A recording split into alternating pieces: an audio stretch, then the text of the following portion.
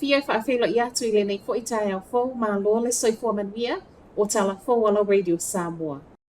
Tau fia nei ala matanga luenga o Primary Industries le toe o nisi mailana matanga luenga e ngā lulue le ofisa le minista ia Mark Patterson. O Patterson o le minista o le New Zealand First ma o loo ia wa ayala matanga luenga o rural communities ai minista lango I le matanga luenga o le vau matua. Reportia le One News. O le ua whaau walo ia whaasea a tangata whai ngā luenga le MPI ma e o mai ana nafi. E le o tua iai seisi mai le matanga luenga o ngā lue le ofisa le minista. Whaasea fo inei o ta ua wa a fia I le malolo ino ma fau le o whai ngā luenga. Whaapela o te lenga o lo whaatautai ai au nanga I le ofisa le minista.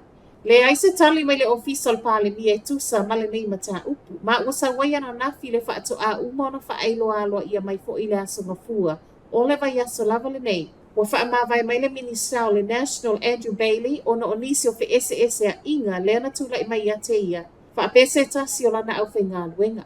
I le mata upu wa a fia I le minista o le New Zealand First. Whaamauti no mai I le matanga luenga o le Internal Affairs. O whaasea o whaaulu. E le o a fia ai le minista.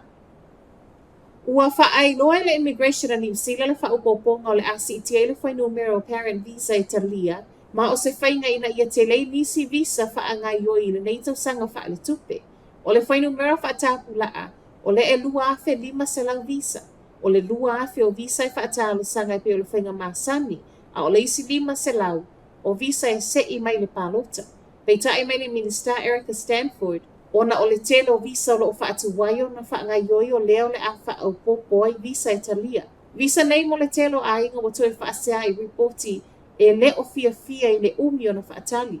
E gai nisi o mātua o le lawe whaatali I loi longa ma o nisi fo I o toe whaatalu sanga mo visa ta whawhau po o visitor visa o na o le umi tele o na whaatali. O le whaupoponga o visa talia mo parent visa o se si itanga na o le paule nei o le taimi e tu uai I lunga. Masalo mia, e gaile fesota ingo le kalesia le Destiny, ma la pisi la fuai I lunga le ofisa le whaipule. O le ofisa le neo fio Twyford, whaipule I te aratu. O le ua la fuai I lunga le whaitutu apito I lunga la pisi ma o lo o iaile tali tonunga le whaipule. E ma fuga ona o ana whaamtalanga sa whaia whaasanga I le kalesia le nei, a le Destiny Church. O le vaiaso tal waina tu se le whaipule a nga I le tu la fono o tatauna ave esea mai le ngo le Destiny, mai le charities register. Ma fua lea ona o le fia o le whaipule, I whainga tusi lima. O loo tu maulawa fo I le fia o le whaipule mai se sifo au kilani. I whainga nei o ta waile ngō le kalesia. Ai mai le Destiny, e le o popole tele I whaamtalanga leo o whai mai wata tau na ave I se o ia, mai le sitala. A o iai le wa militelia sainai o ngā Samu au se talia, o le ua lata ane. Ma o toe whaai loa e lata I le 5 se fulu whai ngā malanga wa le na toe suia la wa e whiwa iai. Ai se I tuu le awanoa, I whaata ita inga a wa militeli nei. Whaas fulu maleiwa whai ngā malanga o le o toe whaai loa I lunga le pāle mene au sitalia. Na toe suia la wa a mo whai ngā malanga ma fua I whaata ita inga nei a saina, lea o loo whai ai le sami. O le taimi whaata pula e tatawana longo I nai kamu pani wa le tusa ma whaata ita inga wha militeli nei.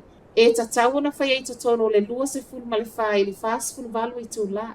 Whai mai le pāle mio au Sitalia Anthony Albanese, o le alava fo ina sila fia le militeria au Sitalia ma o loo mata I tū lava fo I la pata inga nei, le o loo au mai wa atau e saina.